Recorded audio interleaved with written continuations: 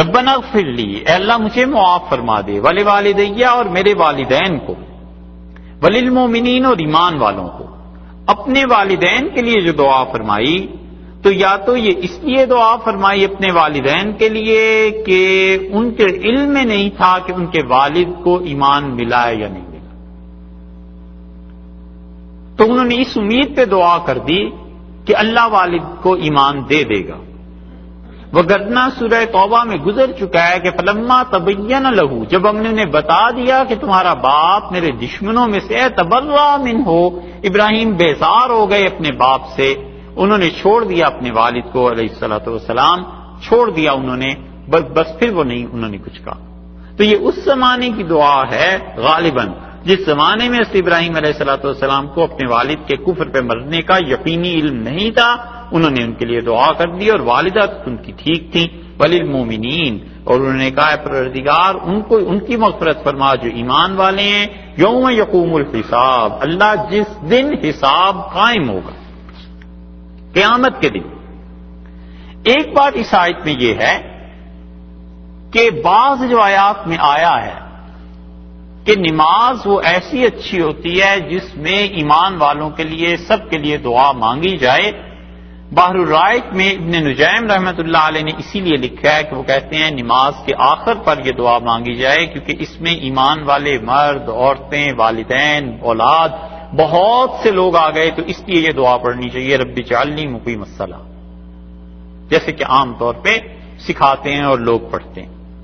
اور دوسری بات یہ بھی ہے کہ اس پہ کشاف زمخشری جو ہیں، کشاف تفسیر والے، وہ کہتے ہیں کہ حضرت ابراہیم علیہ الصلوۃ والسلام نے دعا اس لیے کی کہ انہیں اس وقت تک اللہ نے منع نہیں کیا تھا، اور پھر وہ دعا کی افادیت بتاتے ہیں کہ دعا کا فائدہ ہوتا ہے۔ زمخشری نے یہ بات لکھی کیسے، یہ بڑی مشکل ہے، اس لیے کہ معتزلہ دعا کی تاثیر کے قائل نہیں تھے، وہ کہتے تھے جو ہونا ہے ہو جائے گا، دعائیں مانگنے کی کیا ضرورت ہے آخر۔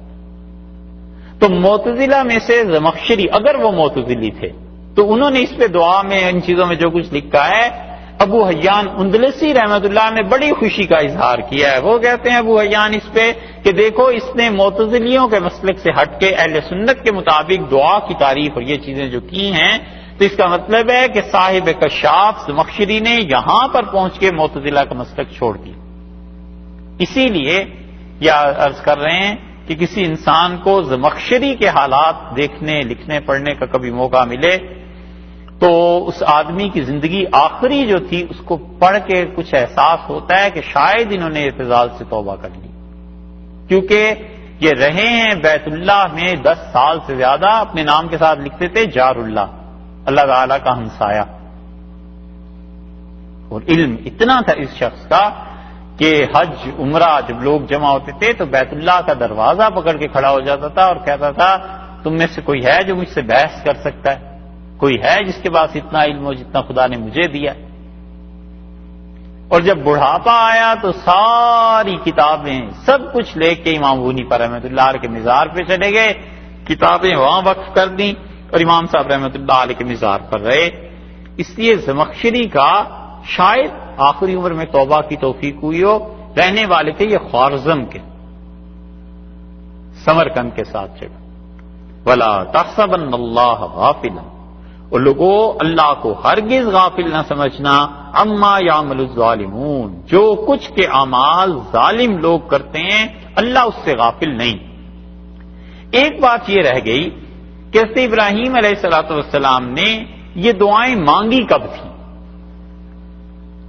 حدیث ایک آئی ہے صحیح بخاری میں، وہ عرض کر دیتے ہیں، حدیث ہے تو طویل لیکن اس حدیث سے بہت سی چیزوں پہ روشنی پڑتی ہے۔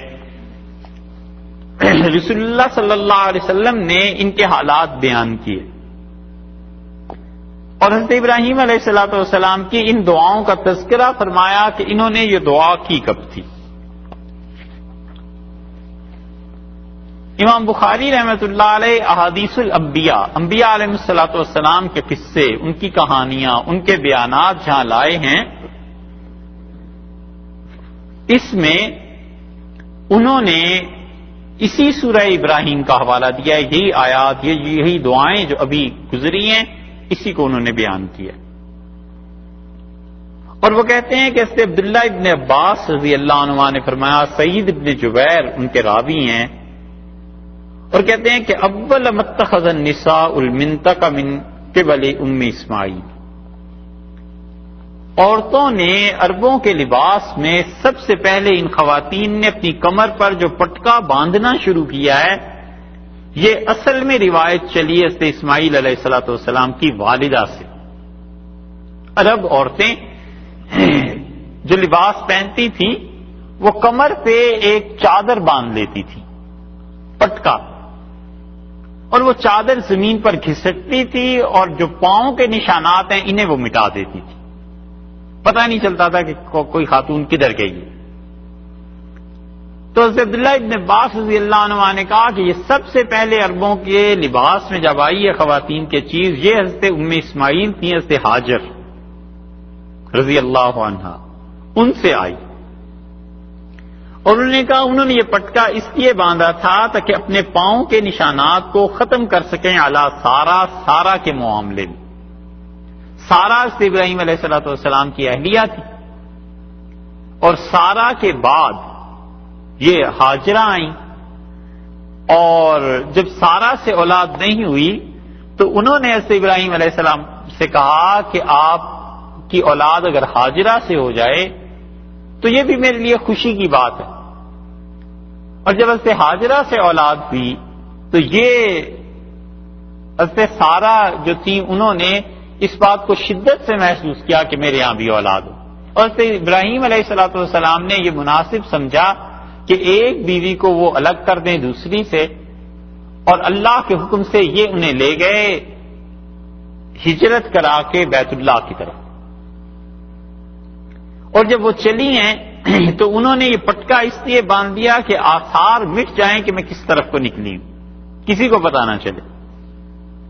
اور رسول اللہ صلی اللہ علیہ وسلم نے بعض روایات میں ان چیزوں کو بیان کیا. یہاں پہ عبداللہ ابن عباس رضی اللہ عنہ کہتے ہیں ثم جاء بها ابراہیم وابنها اسماعیل، اور پھر حضرت ابراہیم علیہ الصلوۃ والسلام اپنی ان اہلیہ کو حضرت حاجرہ کو اور اسماعیل کو لے کے آئے، وہی ترضعہ، اور وہ انہیں دودھ پلاتی تھیں، یہاں تک کہ ان دونوں کو انہوں نے بیت اللہ کے پاس عند دوحۃ، ایک درخت ہوتا تھا، اس درخت کے پاس ان دونوں کو بٹھا دیا، جہاں آج یہ زمزم ہے، کنواں ہے، اصل میں بیت اللہ کے بالکل پاس کعبۃ اللہ جہاں طواف ہوتا ہے، اب تو طواف میں یہ جگہ آ گئی ہے. اور عبداللہ ابن عباس رضی اللہ عنہ نے کہا کہ فوق زمزم، زمزم کے کنویں سے پرے کر کے مسجد کے اوپر کے حصے کی طرف. اور اس زمانے میں مکہ مکرمہ میں کوئی آدمی ان دو کے علاوہ نہیں، ان تین کے علاوہ نہیں تھا. ایک یہ بچہ تھا، ایک والد تھے، ایک والدہ تھی، اور پانی بھی نہیں تھا، یہ چیزیں بھی نہیں تھیں. تو انہوں نے ان دونوں کو اس جگہ پر چھوڑ دیا حضرت ابراہیم علیہ الصلوۃ والسلام نے، اور ان کے پاس ایک تھیلا رکھ دیا جس میں پانی بھی انہوں نے چھوڑ دیا اور کھجوریں بھی تھیں. اور پھر اس کے بعد حضرت ابراہیم علیہ الصلوۃ والسلام واپس جانے لگے تو ان کی بیوی حضرت حاجرہ ان کے پیچھے پیچھے چلیں اور قالت یا ابراہیم، بولی اور کہنے لگی ابراہیم این تذهب، کہاں جا رہے ہیں؟ وتترکنا فی ھذا الوادی، ہمیں اس بے آباد جگہ پر جہاں پر کوئی آبادی نہیں ہے چھوڑ کے جا رہے ہیں. لیس فیہ انیس ولا شیء، یہاں کوئی سہیلی نہیں ہے، کوئی ایسا نہیں ہے جو بات کر سکے، آپ کدھر جا رہے ہیں؟ اللہ کا حکم تھا اس لیے چھوڑا. اس پہ فقہا نے لکھا ہے کہ ہمارے زمانے میں کسی کے لیے جائز نہیں ہے کہ اپنی بیوی بچوں کو ایسے چھوڑ جائے. اور وہ کئی ابراہیم علیہ الصلوۃ والسلام ایسے چھوڑ آئے تھے، کیا اس پہ بھی وہی آئی ہے؟ انہیں تو وحی کے ذریعے حکم تھا نا. تو بار بار پوچھتی رہی، مرارن، بار بار. اور حضرت ابراہیم علیہ الصلوۃ والسلام چلتے رہے اور انہوں نے اس کا جواب نہیں دیا. اور پھر وہ خاتون بولی اور کہنے لگی اللہ امرک بھذا، اللہ نے آپ کو کہا ہے؟ تو ابراہیم علیہ السلام نے کہا ہاں بس. تو انہوں نے کہا اذن لا یضیعنا، پھر آپ چلے جائیے، اللہ نے جب کہا ہے تو اللہ ہمیں ضائع نہیں ہونے دے گا. پھر وہ لوٹی. فانطلق ابراہیم، اور ابراہیم علیہ الصلوۃ والسلام چلتے رہے حتی اذا کان عند الثنیۃ، یہاں تک کہ ثنیہ کے مقام پر پہنچے. چند میل کے فاصلے پر. حیث لا یرونہ، جب انہیں کوئی نہیں دیکھ رہا تھا تو انہوں نے اپنا منہ، اپنا چہرہ بیت اللہ کی طرف کر لیا جہاں اپنی اولاد کو، اپنی بیوی اور بیٹے کو چھوڑ کے آئے تھے، اور انہوں نے رفع یدیہ، دونوں ہاتھ اٹھائے پھیلائے، اور ان کا ربنا انی اسکنت من ذریتی بواد غیر ذی زرع عند بیتک المحرم، اور پھر انہوں نے اللہ سے مانگنا شروع کیا. اور ابن عباس رضی اللہ عنہ نے کہا یہ ساری آیات جو تم سورہ ابراہیم میں پڑھتے ہو یہ دعائیں ابراہیم علیہ السلام نے وہاں مانگی، اور کہا اللہ میں اپنی اولاد میں سے کچھ ٹکڑے دل کے چھوڑ کے جا رہا ہوں اس جگہ پہ جہاں کوئی کھیتی نہیں ہے، اس میدان میں اور تیری عزت والے گھر کے پاس. اور پھر ساری دعائیں انہوں نے وہاں کھڑے ہو کے ہاتھ اٹھا کے مانگی. اور اسماعیل علیہ السلام کی والدہ اپنے بیٹے کو وہ دودھ پلاتی رہی اور پانی بھی پلاتی رہی یہاں تک کہ یہ پانی ختم ہو گیا، اور انہیں پیاس لگی، اور ان کا چھوٹا بیٹا اسماعیل اسے بھی پیاس لگی. تو وہ بے قراری کے عالم میں جاتی تھیں، بھاگتی تھیں، اور پھر بار بار دیکھتی تھیں کہ کہیں سے پانی کی کوئی اطلاع ملے. اور پھر انہوں نے اپنے بیٹے کو دیکھا جو پیاس کے مارے تڑپ رہا تھا بچہ، اور جب اس کو دیکھنے کی وہ تاب نہ لا سکیں تو اپنے بیٹے سے ہٹ گئیں، اور وہاں سے بھاگ کے وہ صفا پہاڑی پر پہنچی ہیں. فقامت الیہ، اور پہاڑ پر کھڑی ہو گئیں، اور انہوں نے وادی کی طرف نظر دوڑائی کہ شاید کوئی آدمی ہو جس سے میں پانی مانگوں. فلم ترى احدا، تو پھر انہوں نے دیکھا کوئی آدمی نہیں ہے، اور بچے کی بے قراری کو دیکھ کے پھر وہ بھاگی ہیں مروہ سے، پہاڑی سے صفا پہ چڑھ گئیں، یہاں تک کہ انہیں وادی نظر آنے لگی.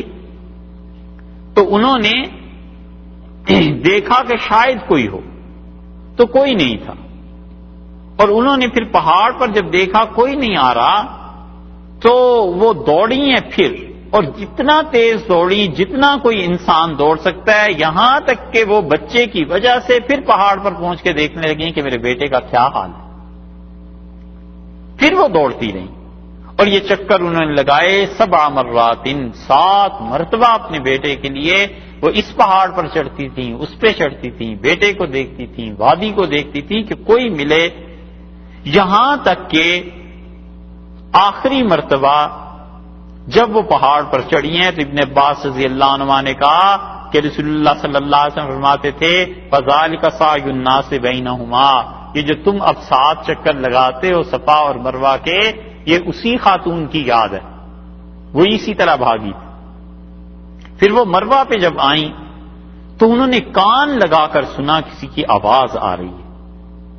انہیں ایک آواز سنائی دی، اور وہ جو آواز تھی اس نے کہا کوئی ہے جو تمہاری فریاد سنے، کوئی ہے جو اس وقت تمہاری مدد کرے. ان کان عندک غواص، اگر کوئی مدد کرنے والا ہے تو اسے بلاؤ.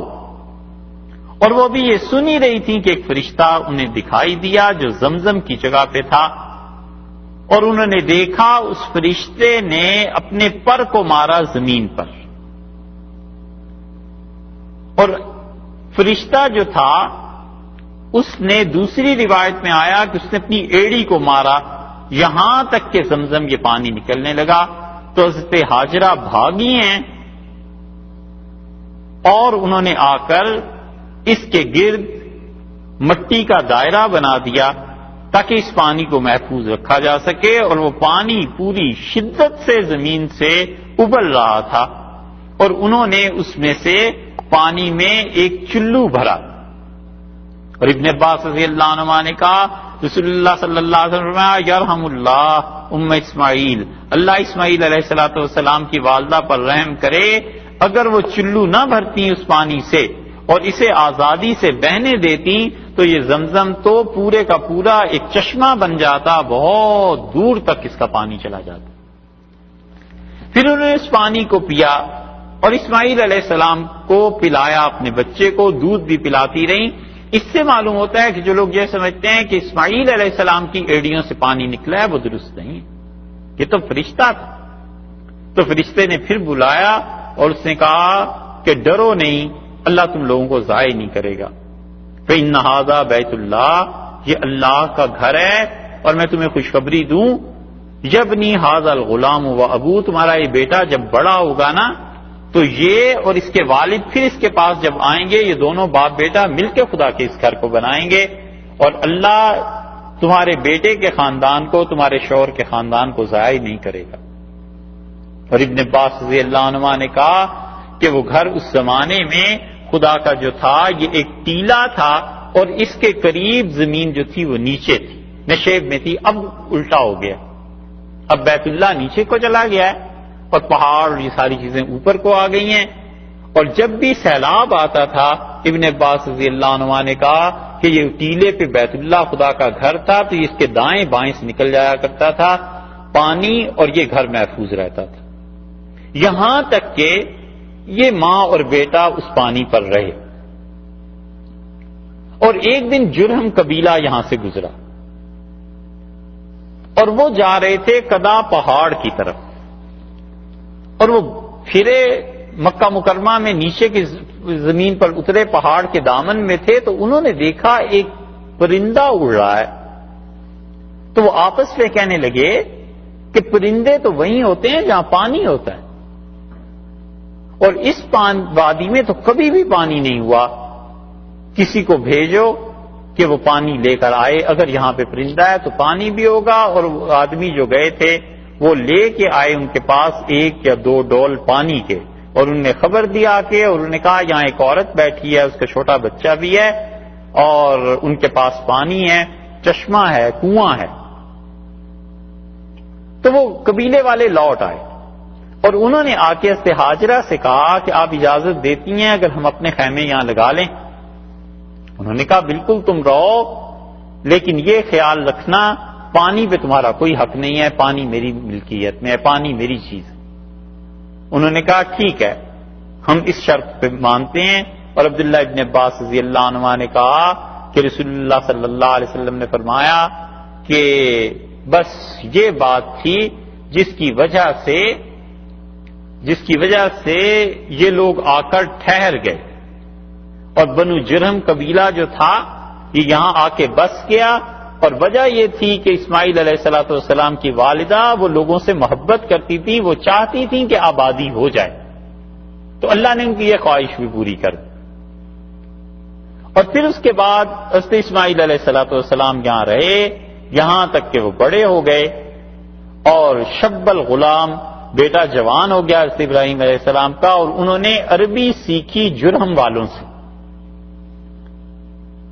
اور پھر جرہم قبیلے نے اپنی لڑکیوں میں سے ایک کی شادی ان سے کر دی، اور اسی دوران حضرت اسماعیل علیہ السلام کی والدہ کا انتقال ہو گیا، تو حضرت ابراہیم علیہ السلام آئے، جبکہ حضرت اسماعیل علیہ السلام کی شادی ہو چکی تھی۔ یہ وہ چیز ہے جس پہ مستشرقین لکھتے ہیں نا، یہ یہودی جب بھی اس حدیث کو بڑا حوالہ دیتے ہیں، وہ کہتے ہیں کہ دیکھو تمہاری اپنی کتابوں میں آیا کہ اسماعیل علیہ السلام آئے، ابراہیم علیہ السلام آئے جب ان کی اہلیہ کا انتقال ہو گیا تھا اور اسماعیل علیہ السلام کی شادی ہو چکی تھی، تو قربانی اسماعیل علیہ السلام کی تو ہوئی نہیں، وہ چھوڑ کے گئے تھے اپنے بچے کو اور اپنی اہلیہ کو، اور آئے ہیں اس وقت جب بچے کی شادی ہو گئی تھی، تو قربانی کہاں؟ وہ کہتے ہیں قربانی تو اسحاق علیہ السلام کی ہوئی تھی۔ اس کے جوابات اس اعتراض کے خود اس حدیث میں بھی ہیں، اور یہ اتنا بڑا اعتراض ہے ہی نہیں، کیونکہ دوسری کتابوں میں آیا ہے کہ حضرت اسماعیل علیہ السلام اپنی اہلیہ اور اپنے بیٹے سے ملنے کے لیے ہر مہینے ایک بار آیا کرتے تھے۔ براق جو رسول اللہ صلی اللہ علیہ وسلم کی سواری تھی معراج میں، یہ اللہ نے انہیں دے دی تھی، ہر مہینے میں ایک بار وہ آتے تھے۔ حافظ ابن حجر رحمۃ اللہ علیہ نے فتح الباری میں اس حدیث کی شرح میں لکھا ہے۔ ابھی اس میں بھی باتیں آ جائیں گی آگے۔ تو حضرت اسماعیل علیہ السلام کی جب شادی ہو گئی تو حضرت ابراہیم علیہ السلام ایک مرتبہ تشریف لائے، اور انہوں نے ان کی بیوی سے پوچھا، اپنی بہو سے، اور انہوں نے کہا کہ کیسا تم لوگوں کا گزارا چل رہا ہے؟ اور اسماعیل علیہ السلام گھر پہ نہیں تھے، تو انہوں نے کہا کہ وہ تو نکلے ہوئے ہیں، کہیں گئے ہوئے ہیں، اور آپ ہمارے حالت کا پوچھتے ہیں۔ فقالت نحنو بشرن، اس نے کہا بڑی بری حالت ہے، نحنو فی ضیقٍ وشدۃ، بڑی تنگی کے حالات گزر رہے ہیں، کوئی اس گھر میں خیر ہی نہیں ہے۔ یہ عورتیں اسی طرح کی باتیں کرتی ہیں نا.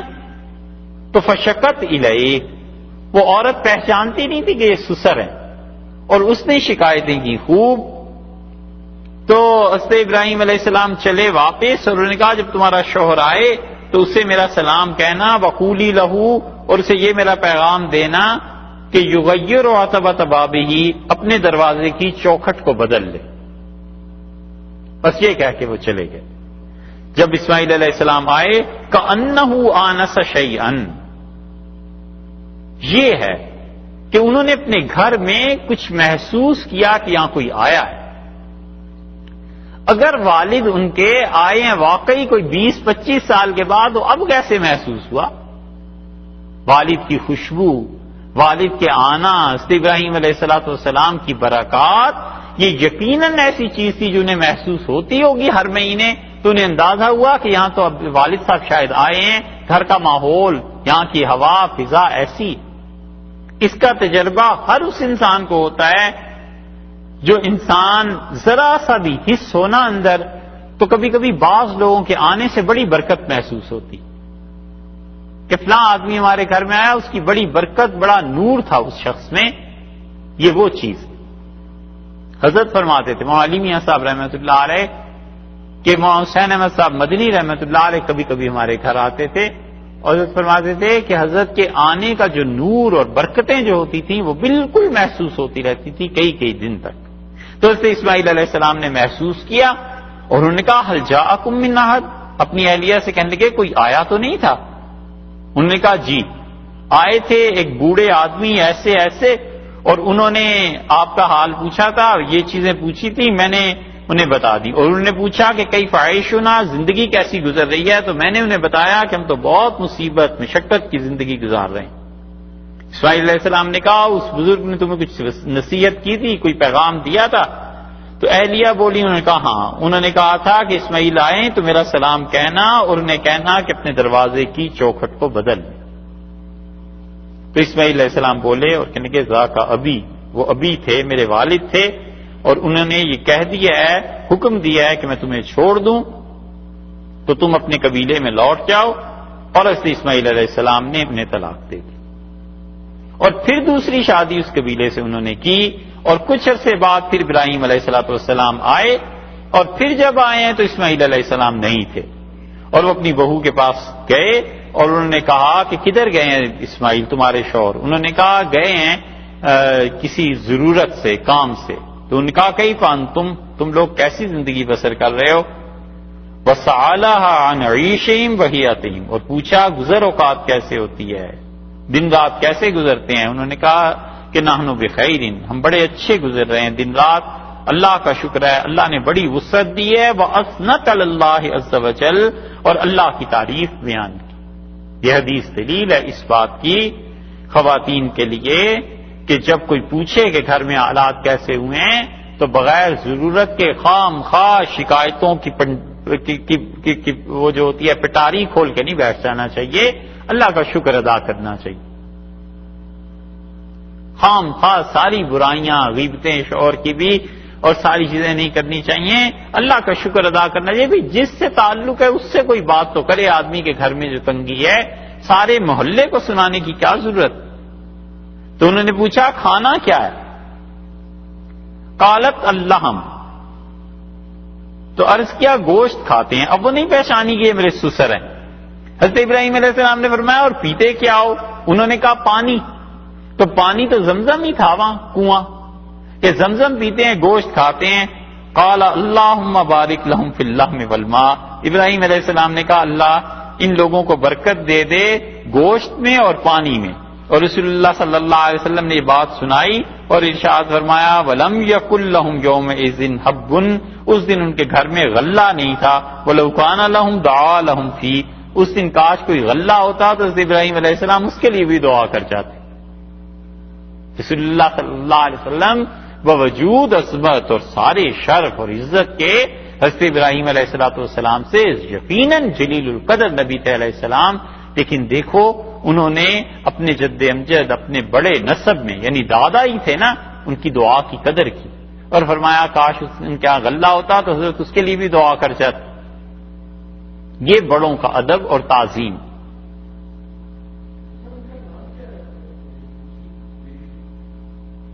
نہیں معلوم. حافظ ابن حجر رحمۃ اللہ نے لکھا ہے، آپ کے یہاں کتابیں رہتی نہیں، کیا بتائیں. اچھا، اب کیا ہوا، حضرت ابراہیم علیہ السلام نے دعا کی پانی کے لیے اور گوشت کے لیے، اور اس دن غلہ نہیں تھا، لیکن رسول اللہ صلی اللہ علیہ وسلم اگر ہوتا تو اس کے لیے بھی دعا کر جاتے. اور آپ نے فرمایا کہ دیکھو، کوئی آدمی مکہ مکرمہ کے علاوہ کہیں رہے اور گوشت کھاتا رہے اور پانی پیتا رہے، اسے یہ موافق نہیں آتے، لیکن مکہ میں صرف گوشت کھاتا رہے اور پانی زمزم کا پیتا رہے تو یہ ٹھیک رہے گا، کیونکہ ابراہیم علیہ السلام نے دعا کرتی تھی.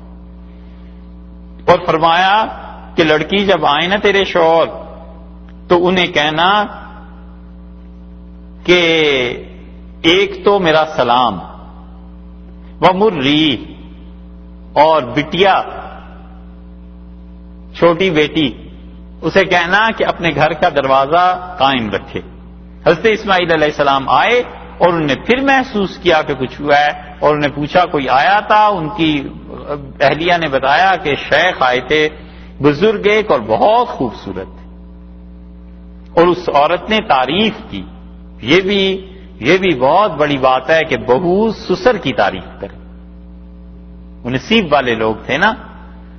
تو انہوں نے پوچھا کہ کچھ کہا ہے انہوں نے، تو اس نے کہا کہ وہ پوچھ رہے تھے کہ گزر اوقات کیسے ہو رہی ہے. میں نے یہ عرض کیا تھا ان سے. پھر انہوں نے کہا کہ اسماعیل آئیں تو میرا سلام کہنا، اور انہیں کہنا اپنے گھر کی چوکھٹ برقرار رکھیں. تو حضرت اسماعیل علیہ السلام بولے اور کہنے لگے وہ میرے والد تھے اور چوکھٹ سے مراد خود تم ہی ہو، اور انہوں نے مجھے حکم دیا ہے کہ میں زندگی بھر تمہیں رکھوں. اور پھر اسماعیل علیہ السلام ٹھہرے رہے یہاں تک کہ ایک دن وہ تیر اپنے ٹھیک کر رہے تھے اسی درخت کے نیچے، جس درخت کے نیچے زمزم کے کنویں کے قریب حضرت ابراہیم علیہ السلام انہیں اور ان کی ماں کو چھوڑ کے گئے تھے. اب بڑے ہو گئے، شادی ہو گئی، تیر ایک دن بیٹھے سیدھے کر رہے تھے، شکار کرتے تھے. تو فلما رآہ قام الیہ، انہوں نے جب دیکھا ایک آدمی کو آتے ہوئے حضرت ابراہیم علیہ الصلوۃ والسلام کو، تو کھڑے ہو گئے. فصنعا کما یصنع الوالد بالولد، اور پھر انہوں نے ان کو اتنی عزت اور ادب اور احترام دیا جتنا بیٹا اپنے باپ کے ساتھ کرتا ہے. چمٹ گئے گویا. تو اگر ابراہیم علیہ السلام آئے تھے اتنے سال بعد، 25-30 سال بعد، تو سوچنے کی بات یہ ہے کہ پتہ کیسے چلا کہ یہ میرے والد ہی. رسول اللہ صلی اللہ علیہ وسلم نے بتایا کہ انہوں نے انہیں دیکھتے ہی پہچانا اور ان کی تعظیم کی. اور پھر ابراہیم علیہ السلام نے انہیں پیار کیا جیسے کہ بیٹے کو اس کے والد کرتے ہیں. پھر انہوں نے کہا اسماعیل ان اللہ امرنی بامر، اللہ نے ایک کام کے لیے مجھے بھیجا. تو انہوں نے کہا ابا فصنع ما امرک ربک، والد آپ وہ کیجئے جو اللہ نے آپ کو کہا ہے. تو حضرت ابراہیم علیہ السلام نے پوچھا کہ تعینونی، تم میری مدد کرو گے؟ انہوں نے عرض کیا واعینک، حضرت آپ کی مدد کروں گا. تو انہوں نے فرمایا کہ اللہ نے مجھے یہ کہا ہے کہ میں یہاں پر ایک اس کا گھر بناؤں، اور اشارہ کیا چوٹی کی طرف، یعنی اونچی جگہ کی طرف. اور انہوں نے کہا مجھے اللہ نے یہ کہا ہے کہ میں یہاں پہ اس کی بنیادیں جو ہیں ان بنیادوں کو مزید پکا کر کے ان کے اوپر تعمیر کر دوں. اور پھر یہ باپ اور بیٹا دونوں چلے. فجعل اسماعیل یاتی بالحجارہ، سے اسماعیل علیہ السلام پتھر اٹھا اٹھا کر دیتے رہے اور ابراہیم علیہ السلام گھر بناتے رہے، یہاں تک کہ جب دیواریں اتنی اونچی ہو گئیں جتنا حجر اسود کے برابر ہے. تو پھر اسماعیل علیہ السلام نے ایک بڑا پتھر ان کے لیے رکھ دیا، اور اس پتھر کے اوپر کھڑے ہو کے پھر انہوں نے دیواریں باقی بنانا شروع کی حضرت ابراہیم علیہ السلام نے.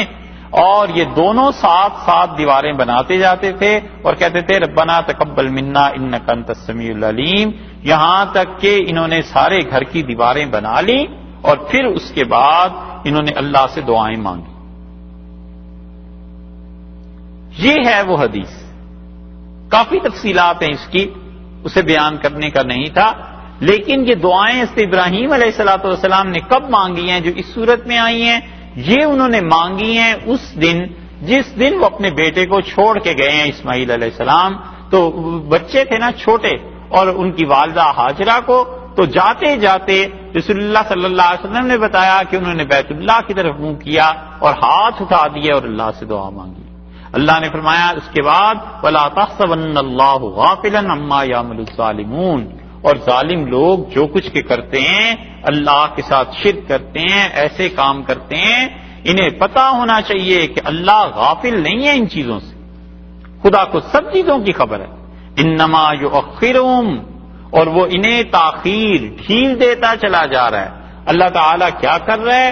ان کو چھوڑ رہا ہے یومن، اس دن کے لیے تشخص فیہ الابصار، جس دن آنکھیں ٹک جائیں گی، ایک طرف کو لگ جائیں گی۔ یہاں پر لفظ یہ ارشاد فرمایا کہ تشخص، کہ آنکھیں ایک طرف کو لگ جائیں گی، یعنی قیامت کے دن۔ محترین، اور ان ظالموں کی حالت یہ ہوگی کہ محترین، ڈرتے ہوں گے، حتا، ڈرنا، اور ادب بولتے تھے بعیر محتن، گردن اٹھا کر جو اونٹ چلتا تھا اس کے لیے کہتے تھے یہ ایسا اونٹ ہے، محیط ہے، یعنی سامنے دیکھتا ہے ایک طرف نظر ٹکا کے۔ تو حتا الرجل، وہ آدمی جو نظر جما کر دیکھے، نظر ایک طرف رکھ کر دیکھے، اللہ نے فرمایا اتنی سخت دہشت کی کیفیت ہوگی کہ ان کی آنکھیں اوپر کی طرف لگ جائیں گی، ڈرتے ہوں گے، مقنعی رؤوسہم، اور اپنے سروں کو اوپر اٹھائے ہوئے ہوں گے، کہ جیسے خوف دہشت میں آدمی دیکھنے لگتا ہے کہ کیا ہوا ہے۔ اقنا راسہ کا مطلب اس نے سر اونچا کیا، اور قنا کہتے ہیں اس کپڑے کو، چیز کو جو آدمی سر پہ ڈھانپ لے۔ تو اللہ تعالیٰ نے اسی سلسلے میں فرمایا ہے کہ ان کے سر اوپر اٹھے ہوئے ہوں گے، لا یرتد الیہم، نہیں جھپکیں گے طرفہم، اپنی پلکیں، ان کی پلکیں جھپکیں گی نہیں، آنکھ جو ہے وہ اپنی طرف نہیں آئے گی، وہ دیکھ رہی ہوگی کہ کیا کیا عذاب آ رہا ہے۔ وَأَفْئِدَتُهُمْ هَوَاءٌ، اور ان کے دل جو ہیں اس دن دیکھو گے جیسے اڑ گئے، اتنی سخت وحشت کی کیفیت کہ دل اڑ گئے، آنکھیں سامنے دیکھ رہی ہیں، ہو کیا رہا ہے یہ، برے حال میں یہ ظالم اس دن ہوں گے۔ وَأَنذِرِ النَّاسَ، اور لوگوں کو ڈرائیے، یوم یاتیہم العذاب، جس دن خدا کا عذاب گھیر لے گا ان مشرکوں کو جو اللہ کی ذات میں، اس کی صفات میں شرک کرتے۔ فَيَقُولُ الَّذِينَ ظَلَمُوا، اور اس دن ظالم بولیں گے، اللہ سے دعا مانگیں گے۔ ظالم کی جگہ یہاں کہا ہے تو ابراہیم علیہ السلام کی دعاؤں کے بعد، چونکہ ان میں توحید کا پیغام تھا، اس لیے مفسرین کہتے ہیں کہ یہ وہ لوگ مراد ہیں جنہوں نے شرک کیا، اور کہیں گے کہ ربنا اخرنا، اے پروردگار ٹلا دے، مؤخر کر دے، ڈھیل دے دے، الی اجل قریب، ایک مہلت، ایک مقرر مدت کے لیے، اللہ تھوڑی سی مدت اور دے دے، خدایا تھوڑا سا وقفہ اور دے دے، نجیب دعوت کا، ہم تیری دعوت، تیرے پکار، تیرے کہنے کو مانیں گے، اللہ جو تو نے کہا ہے تیرا بلانا ہم قبول کریں گے، ونتبع الرسل، اور ہم رسولوں کی پیروی کریں گے، پروردگار اتنی مہلت بس اور دے دے۔ یہ ہر اس انسان کا حال ہے جو اس وقت بولتا ہے جب سر سے پانی گزر جاتا ہے، اور جب خدا کا عذاب سامنے آتا ہے تو کہتا ہے اب تھوڑی سی مہلت اور مل جائے، اور یہ ان لوگوں کا حال ہے کہ جب اللہ کے انعامات برس رہے ہوتے ہیں تو اس وقت تو خیال نہیں کرتے، اور جب خدا کی نعمت ہٹ جاتی ہے، زوال پذیر ہو جاتی ہے، تو پھر خیال آتا ہے کہ کاش خدا کی اس نعمت کی قدر کی ہو۔ ناکامی اور کامیابی میں کتنا فرق ہے، سعادت اور شقاوت میں فرق ہی کتنا ہے، اچھائی اور برائی ہیں کتنے کتنے دور۔ جو شخص موقع جان کر، دیکھ کر اللہ کے انعام کی قدر کر لے، بس وہ کامیاب ہو گیا، اور جو آدمی اس موقع کو نہ پہچانے اور اللہ کے انعام کی ناقدری کر بیٹھے، وہ ناکام ہو گئے۔ اللہ برابر کے مواقع دیتے ہیں ہر ایک کو۔ انبیاء علیہ السلام آئے تھے تو جو توحید کے قائل تھے ان کے بھی سامنے تھے، جو شرک لے کر آئے ہیں ان کے بھی سامنے تھے، قیامت میں خدا کے حضور جو مشرک پیش ہو رہے ہیں۔ اب جو دعائیں مانگ رہے ہیں کہ اللہ اتنی سی زندگی اور بس مہلت مل جائے کہ ہم تیری دعوت کو قبول کریں، اب تیری توحید کو مانیں، اور انبیاء علیہ الصلوۃ والسلام، رسول علیہ الصلوۃ والتسلیم، ان کی پیروی کریں۔ اللہ نے فرمایا اولم تکونوا، کیا اس سے پہلے ایسے نہیں تھا کہ اقسمتم من قبل، تم میرے ہی نام کی قسمیں اٹھاتے تھے، مالکم من زوال، کہ تمہیں تو دنیا سے آخرت میں جانا ہی نہیں ہے. تم ایسے نہیں تھے اس وقت، تم قسمیں کھاتے تھے کہ آخرت کی زندگی کوئی چیز ہی نہیں. مالکم من زوال یعنی دنیا سے آخرت کی طرف زائل ہونا، منتقل ہونا، جانا. انبیاء علیہ السلام کہتے تھے کہ اس موت کے بعد ایک زندگی ہے، تمہیں حساب دینا ہے، خدا کو جواب دو گے، اللہ کیا تمہارے یہاں پوچھا جائے گا، شرک، کفر یا اس کے مقابلے میں توحید، اسلام، کس چیز کو لے کے جا رہے ہو؟ تم تو کہتے تھے کہ اگلی زندگی ہی نہیں آنی. کہاں گئی وہ قسمیں؟ وسکنتم، اور تم نے زندگی گزاری، فی مساکن، ان گھروں میں، الذین ظلموا انفسہم، جن لوگوں نے اپنی جانوں پر ظلم کیا تھا، تم انہی کے بعد ان بستیوں میں بسے تھے. جو شرک کرنے والی قومیں تھیں، ان مشرک قوموں کے بعد جو ان کے گھر باقی رہ گئے تھے، جو بستیاں ان کی باقی رہ گئی تھی، ان بستیوں میں تم بھی تو بستے تھے. تمہیں کبھی خیال نہیں آیا کہ تم سے پہلوں کو کیوں تباہ کر دیا گیا؟ تمہیں کبھی خیال نہیں آیا کہ یہ بستیاں کیوں جڑی؟ جب وہ بستیاں تھیں تو وہاں انبیاء علیہ السلام بھی تو آئے تھے. جن بستی والوں نے انبیاء علیہ السلام کو جھٹلایا تھا، پھر کیا حال ہوا تھا، تم نے کبھی غور نہیں کیا؟ یہی وہ چیز ہے جو رسول اللہ صلی اللہ علیہ وسلم نے فرمائی کہ مومن آدمی بصیرم بزمانی، اپنے زمانے کی نبض کو پہچانتا ہے. آپ نے فرمایا مومن وہ ہوتا ہے جو اپنے زمانے کی نبض کو پہچانتا ہے. کیا اس کو یہ کہیے کہ زمانے کی نبض سے اس کا ہاتھ ہوتا ہے، اسے سب گرد و پیش دیکھ کر پتہ چل رہا ہوتا ہے کہ کون ظلم کر رہا ہے، کون انصاف کر رہا ہے. بیدار مغزی کے ساتھ جیتا ہے، آنکھیں ہیں، دیکھتا ہے، اس سے مشاہدات سے نتائج تک پہنچتا ہے کہ آخر لوگ کر کیا رہے ہیں، میں کیا کر رہا ہوں، زندگی کیسے گزر رہی ہے. ایسے تھوڑے ہی ہے کہ اللہ کی یہ ساری کارگاہ اور اللہ کی یہ ساری کائنات کوئی بچوں کا کھیل ہے. فرمایا وَسَكَنْتُمْ فِي مَسَاكِنِ الَّذِينَ ظَلَمُوا أَنفُسَهُمْ، تم رہے ہو نا ان گھروں میں، ان بستیوں میں جن بستیوں میں ظالم تم سے پہلے آباد تھے. ایک تم نے اس سے سبق نہیں سیکھا، وَتَبَيَّنَ لَكُمْ، اور تمہارے لیے واضح کر دیا تھا، کھول دی تھی یہ بات کہ کیف فعلنا بہم، ہم نے کیا کیا ہے ان کے ساتھ جو تم سے پہلے تھے. یہ تم پر بات آئی نہیں تھی؟ تاریخ نہیں دیکھی؟ پچھلوں کی تاریخ سے سبق نہیں سیکھا؟ دو باتیں، وَضَرَبْنَا لَكُمُ الْأَمْثَالَ، اور ہم نے تو تم کو کئی مثالوں سے بھی سمجھایا تھا. یہ پیچھے آئی نا اب مثالیں، شجرۃ طیبۃ، یہ جو ابھی مثالیں گزری ہیں اللہ تعالیٰ نے بتا دیا کہ ہم نے مثالوں سے سمجھایا تھا. یعنی انبیاء علیہ السلام آئے تھے، وحی آئی تھی اور وحی کی مثالوں سے سمجھایا گیا تھا. پھر تم نے کیوں نہیں راہ حق اپنائی؟ پھر تم خدا کی توحید کے قائل کیوں نہیں ہوئے؟ پھر قیامت کو مان کے نہیں دیا؟ وقد مکروا، بس یہاں تو ان کی بات کے ختم ہو گئی.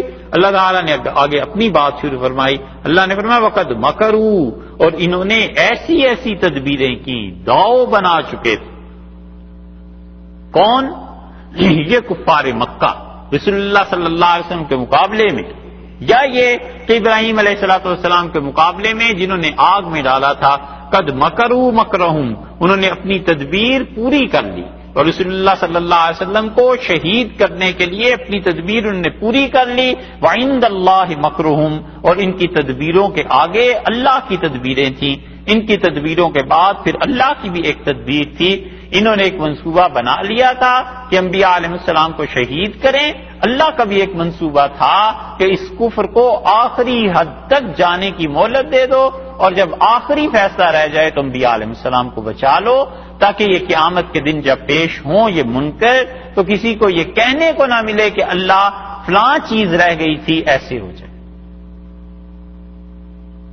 قرآن نے کئی مرتبہ یہ بتایا کہ قیامت کے دن اللہ نے فرمایا ہے نا کہ ہم جب یہ باتیں کھولیں گے تو کافر خود گواہی دے گا کہ اللہ میں واقعی اس قابل ہوں کہ مجھے جہنم میں پھینک دیا جائے، پھر سے جہنم میں بھیجیں گے. اللہ ویسے ہی بھیج دیتا، اللہ کو کون روک سکتا ہے؟ اللہ نے بتایا وَشَاهِدُوا عَلَىٰ أَنفُسِهِمْ، کھڑے ہو کے گواہی دیں گے کہ خدایا واقعی ہم اس قابل ہیں کہ ہمیں جوتے پڑیں. اللہ نے فرمایا پھر ہم انہیں جہنم میں بھیجیں گے. یہی بات ہے یہاں. اللہ نے فرمایا یہ تدبیریں کرتے رہے، خدا کے دین کو ختم کرنے کی، انبیاء علیہ الصلوۃ والسلام کو شہید کرنے کی، اللہ کی توحید، اس کی ذات، صفات، ان چیزوں کو گڑبڑ کرنے کی، اور آگے اللہ کی تدبیر تھی وَإِن كَانَ مَكْرُهُمْ۔ دو ترجمے اس کے کیے گئے ہیں ان کے، ان کا اگر تو ترجمہ کر لیں نفی میں نہیں تھی، وَإِن كَانَ مَكْرُهُمْ، اور ان کی تدبیریں ایسی تو نہیں تھیں لِتَزُولَ مِنْهُ الْجِبَالُ کہ ان سے پہاڑ ہٹ جاتے۔ ایک تو ترجمہ یہ کیا گیا کہ ان کی تدبیریں سطحی سی تھی۔ عرب اصل میں جس تدبیر اور جس کام کے متعلق کہنا چاہتے تھے کہ میں نے اس کام کو بڑا پکا کر دیا ہے، وہ کہتے تھے یہ کام ایسا مضبوط ہے جیسے یہ پہاڑوں کی طرح فرم ہے، یہ چیز اتنی اچھی ہے۔ اللہ نے کہا وَإِن كَانَ مَكْرُهُمْ لَتَزُولَ مِنْهُ الْجِبَالُ، اور ان کی تدبیریں کوئی اتنی پکی نہیں ہو گئی تھیں خدا کے مقابلے میں کہ یہ پہاڑ اپنی جگہ سے ہلا دیتے۔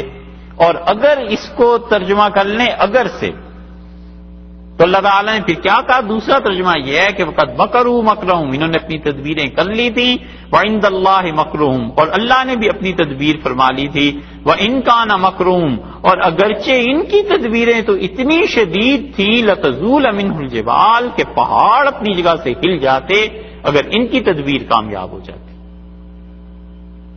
اتنی پکی انتظامات کر لیے تھے، اس سے زیادہ انتظام کیا ہو سکتا تھا کہ ابراہیم علیہ السلام کو آگ میں اٹھا کر پھینک دیا، سارے انتظام آخر کیے ہی تھے نا۔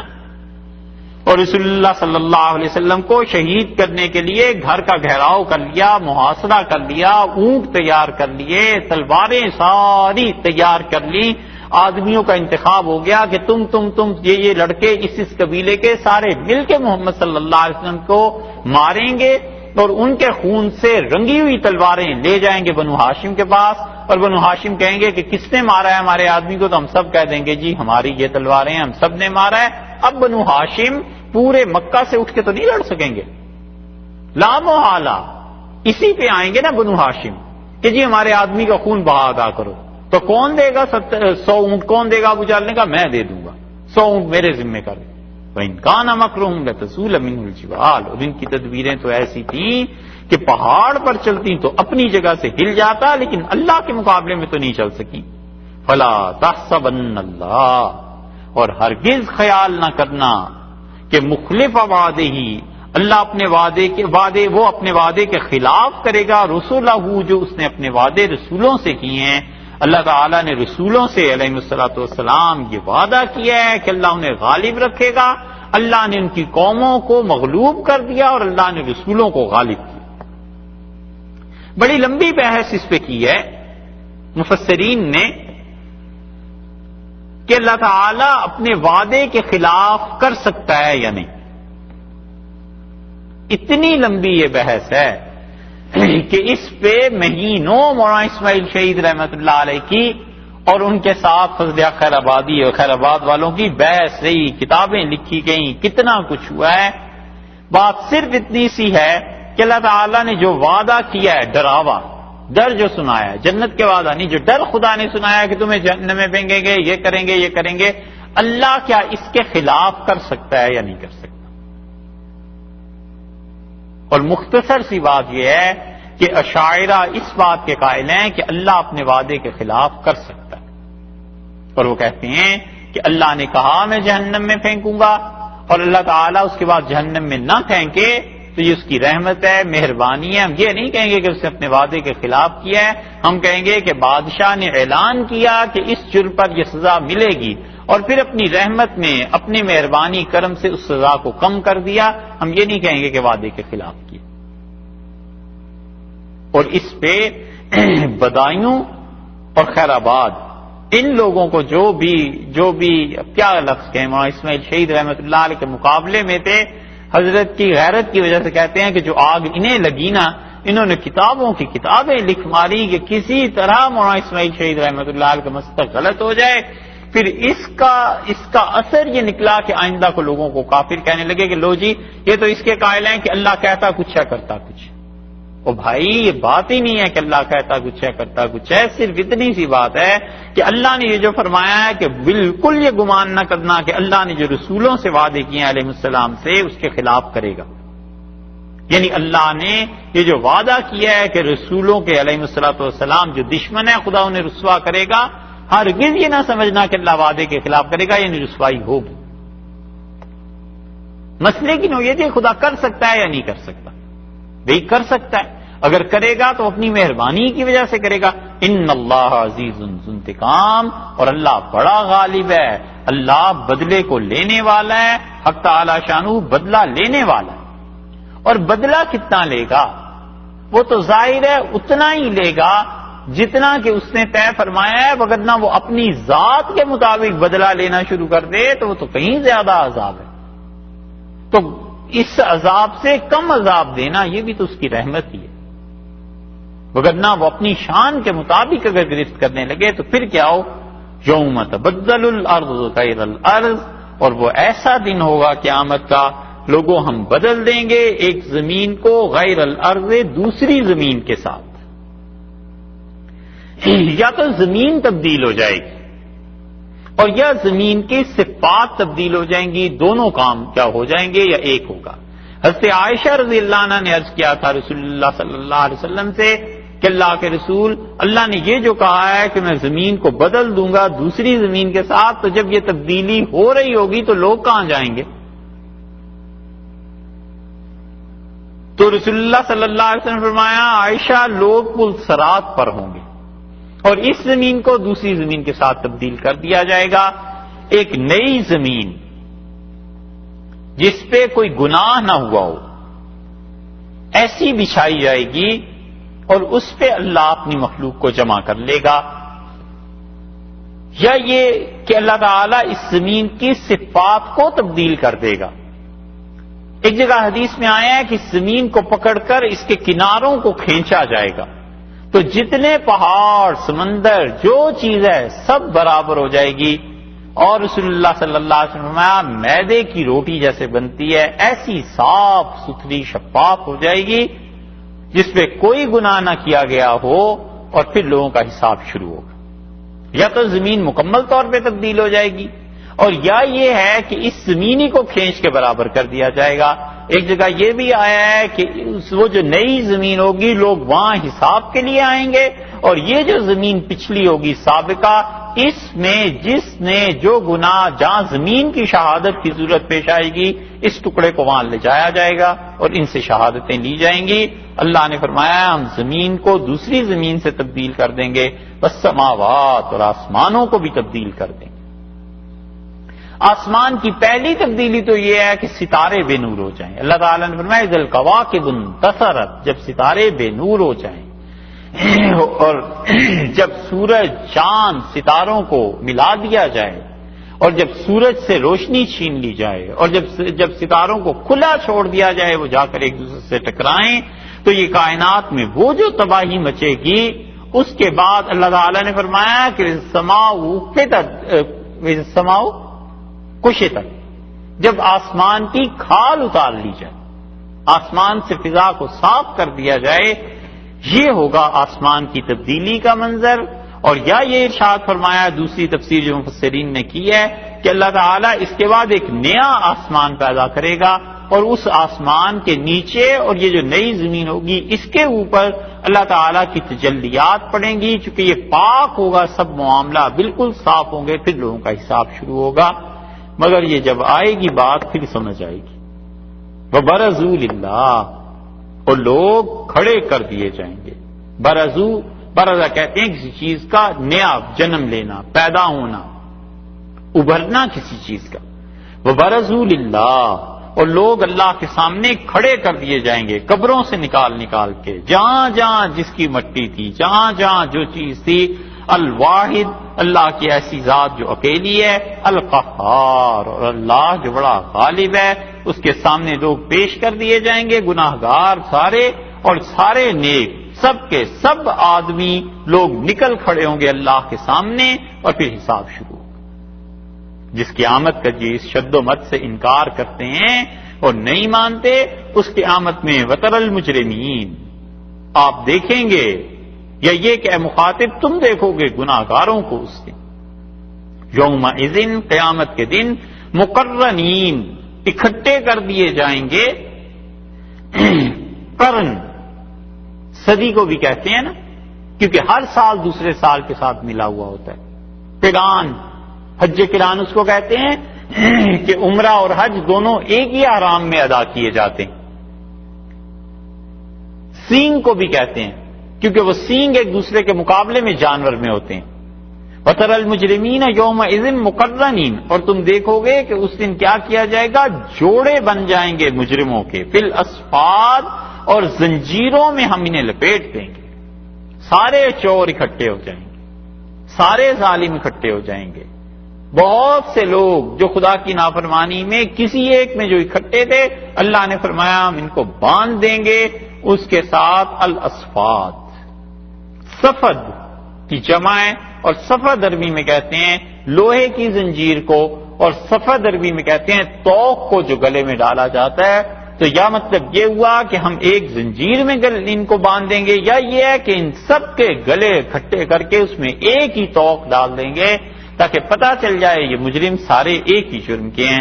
سرابیلہم، اور ان کی قمیصیں، سربال کی جمع، ان کے کرتے، من قطران، ہم اسے بنا دیں گے گندھک کے، فاسفورس یہی ہے گندھک، کیونکہ وہ آگ کو ایک دم سے کھینچتی ہے، آگ کا مادہ ہوتا ہے اس میں. اللہ نے فرمایا ان جہنمیوں کے کرتے ہم گندھک کے بنا دیں گے. یا تو یہ ہے اس سے مراد کہ پگھلی ہوئی گندھک، اسے عرب کہتے تھے قطران، اور کبھی کبھی یہ تانبے کے لیے بھی استعمال ہوتا ہے. آگے آتا ہے 16ویں پارے میں ایک جگہ یہ لفظ پھر آئے گا، وہاں اس کا ترجمہ کرتے ہیں کہ پگھلا ہوا تانبا یا پیتل جو پگھل جائے، جس کو لوہے کے ساتھ ملا کر اور بہت مضبوط دیواریں کسی زمانے میں تعمیر کرتے تھے. اللہ تعالیٰ نے فرمایا سرابیلہم من قطران، اور ان کو کرتے پہنائے جائیں گے گندھک کے، یا پھر ایسے تانبے کے، ایسے پیتل کے جو گرم ہو تاکہ آگ جب اس کو لگے تو وہ خوب اس میں تپ جائے. قطران تیسرا ترجمہ کیا گیا تارکول. تارکول سمجھتے ہیں کیا ہوتا ہے؟ روڈ پہ جو بچھاتے ہیں نا،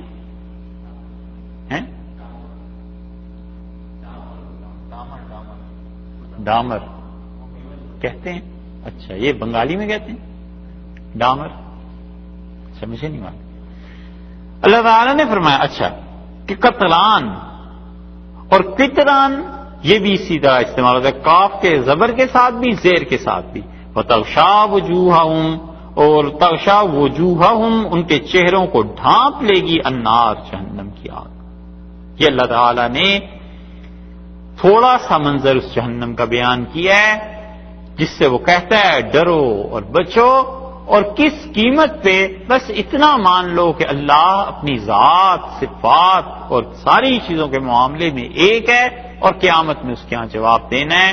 اور رسول اللہ صلی اللہ علیہ وسلم کی رسالت اور جو اس کے ساتھ ساتھ دین کی ضروریات ہیں انہیں مانو. اور یہ جہنم میں سب کچھ کیوں ہے؟ لیجزی اللہ، تاکہ اللہ جزا دے کل نفس، ہر آدمی کو، ما کسبت، جو کچھ اس نے کرتوت اس دنیا میں کیے ہیں اسے اس کی کمائی کا بدلہ ملے. ایک آدمی یا 10 آدمیوں کو قتل کر دیتا ہے، آپ اس کو کر کیا سکتے ہیں؟ زیادہ سے زیادہ آپ اسے پھانسی چڑھا دیں گے. اس کے جسم کے ایک ایک ریشے کو بھی اگر ٹکلے سے کسی چیز سے الگ کیا جائے تو بھی مسئلہ پورا نہیں ہوتا. اس نے تو اس کی ایک جان جا رہی ہے نا، اس نے تو 10,000 آدمیوں کو مار دیا ہے، 10 کو مار دیا ہے، 100 کو مار دیا ہے.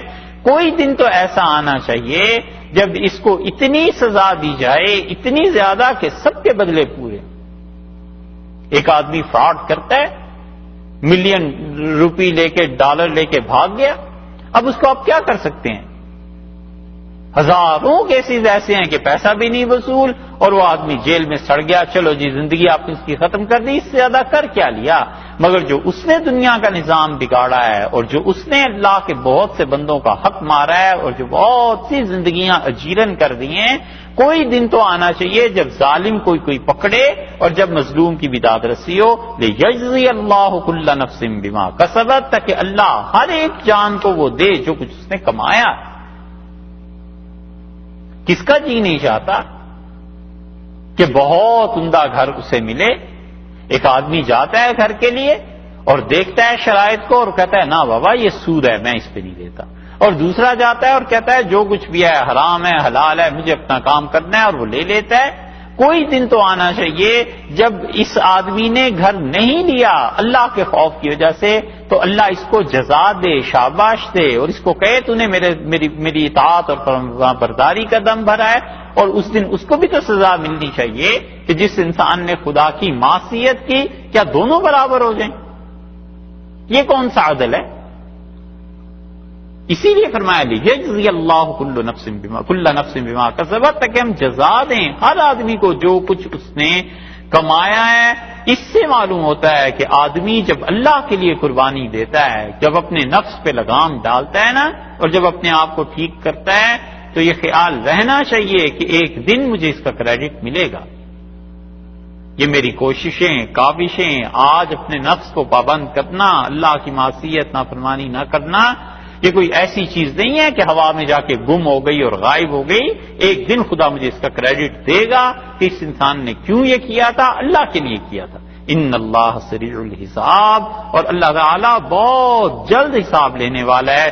یعنی جب حساب شروع ہو جائے گا قیامت کے دن، تو یہ نہیں ہے کہ تمہیں انتظار کرنا پڑے، وہ تو دیکھتے ہی دیکھتے لوگ بھگت جائیں گے.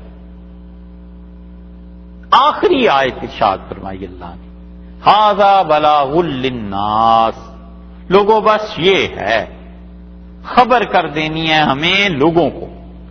بس یہ قرآن خبر کر رہا ہے لوگوں کو، بتا رہا ہے لوگوں کو کہ اپنی زندگی درست کرو، اپنے اعمال اپنے احوال ان چیزوں کو درست کرو، اس لیے کہ اللہ نے تمہیں بتا دیا ہے. اللہ جو کہتا ہے کہ اس کی ذات، اس کی صفات، اس کی پاک ذات کو، اس کی صفات عالیہ کو مانو، اس کی ذات میں اس کی صفات میں کسی قسم کا شرک نہ کرو، مان جاؤ اس بات کو. ھذا بلاغ للناس، یہ بس ہم نے خبر دینی تھی لوگوں کو. آگے جو تم کرتے ہو کرتوت اعمال اچھے برے سب تمہارا اختیار. وَلِيُنذَرُوا بِهِ، اور اللہ نے یہ بتانا تھا تاکہ تم لوگ چکنے رہو، چکنے رہیں، چونک اٹھیں لوگ، تاکہ اللہ تعالیٰ نے اس قرآن کے ذریعے ڈرایا ہے تاکہ لوگ عبرت حاصل کریں.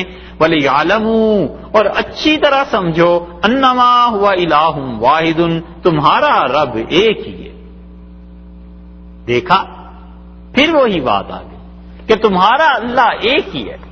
کسی کو اس کی قدرت میں، اس کی ذات میں، اس کے علم میں، اس کی سماعت اور بصارت میں، اس کی صفات علیہ میں کسی کو شریک نہ کرو. بس وہ اپنی صفات میں بھی اکیلا، اپنی ذات میں بھی اکیلا.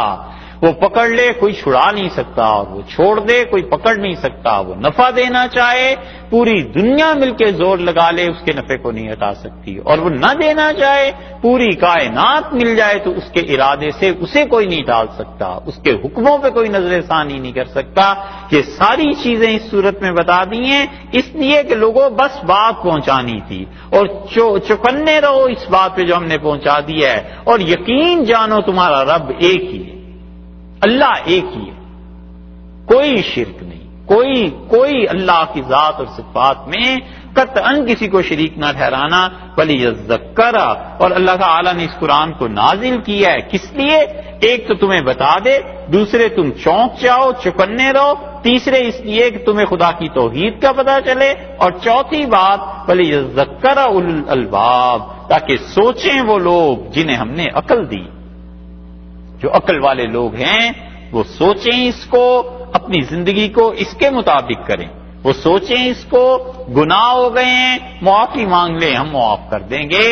اگر دم سے نکل گیا گزر گئے تو پھر تو کوئی بات نہیں، پھر تو وہی ہے کہ خدایا ہمیں آج تھوڑی سی زندگی مل جائے، ہم تیری بات مانیں گے اور انبیاء علیہ السلام کی پیروی کریں گے. قبل اس کے کہ آنکھیں بند ہوں، سوچیں لوگ اپنی زندگی کو صحیح کر لیں.